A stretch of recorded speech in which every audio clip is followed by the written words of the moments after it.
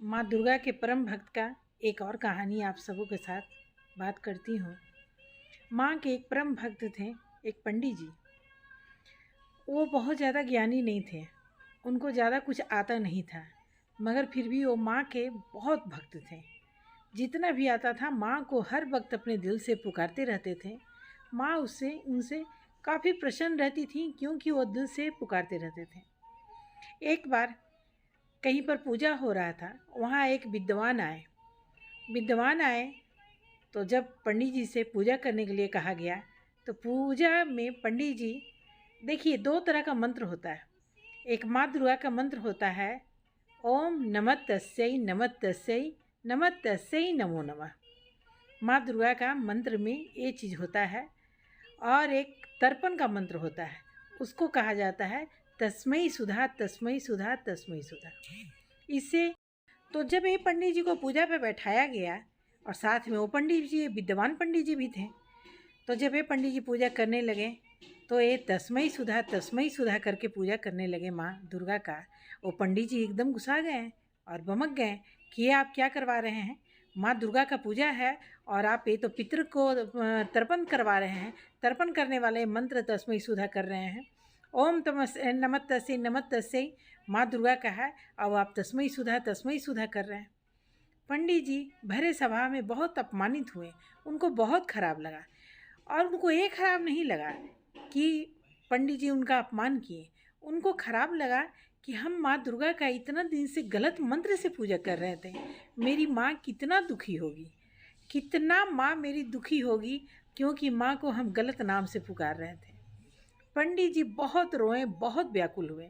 रात में पंडित जी आत्महत्या करने के लिए चले। पंडित जी रात में आत्महत्या करने के लिए तैयार हुए, तब माता रानी, जो विद्वान पंडित जी थे, उनके स्वप्न में आई और बोली कि सुधा भी हम हैं, स्वाहा भी हम हैं, सब कुछ हम हैं, और एक मेरा परम भक्त जो तुम्हारे कारण आज आत्महत्या करने जा रहा है, अगर वो आत्महत्या कर लिया तो हम तुमको बर्बाद कर देंगे। किसी भी तरह से मेरे भक्त को आत्महत्या करने से रोको। वो मेरा परम भक्त है, चाहे वो सीधा नाम ले, उल्टा नाम ले, जैसे भी ले, वो पुकार तो हमको ही रहा है और हम उसके पूजा से अति प्रसन्न हैं। इसलिए मेरे भक्त को कुछ नहीं होना चाहिए, उसको किसी भी तरीके से बचाओ। ये विद्वान पंडित जी रात के समय नींद खुला दौड़े दौड़े गए उस पंडित जी के घर में, दरवाज़ा पीट रहे हैं। ओ पंडित जी बस अपने गला में रस्सी बांधने ही वाले थे कि पंडित जी का दरवाज़ा ढकढकाने से ये फांसी वाला जो बांधने जा रहे थे गला में, ये बांधे नहीं, रुक गए और आकर के गेट खोले तो देखे कि विद्वान पंडित जी गेट पर खड़े हैं। जैसे ही एक गेट खोले, वो पंडित जी जो थे, विद्वान पंडित जी जो थे, इस पंडित जी के पैर पर गिर गए और बोले कि हमको आप माफ़ कर दीजिए। ये पंडित जी बोले कि हम तो खुद अपराधी हैं और आप ये सब करके हमको और अपराध के तुल्य बना रहे हैं, आप ऐसा क्यों कर रहे हैं।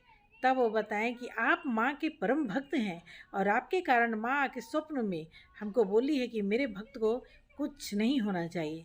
वो चाहे जैसे भी बोल रहा है, वो मेरा परम भक्त है, वो सीधा नाम ले, उल्टा नाम ले, जैसे भी ले, नाम तो मेरा ही ले रहा है, उसको बचाओ।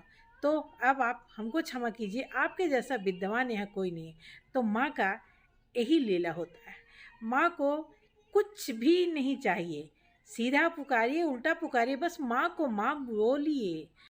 माँ को देवी जान के पूजा मत कीजिए कि माँ देवी है, माँ को बस माँ बोलिए, माँ बोलिए, उनके ऊपर अपने आप को समर्पण कर दीजिए। और एक माँ, जब माँ कह के पुकारिएगा ना, तो आप किसी भी तरीके से पुकारिए। आप अपने घर में ही अपने माँ को ही देखे होंगे कि आप किसी भी तरीके से आवाज़, माँ व्याकुल हो जाती है। तो माँ को, देवी माँ को केवल माँ जान करके पुकारिए।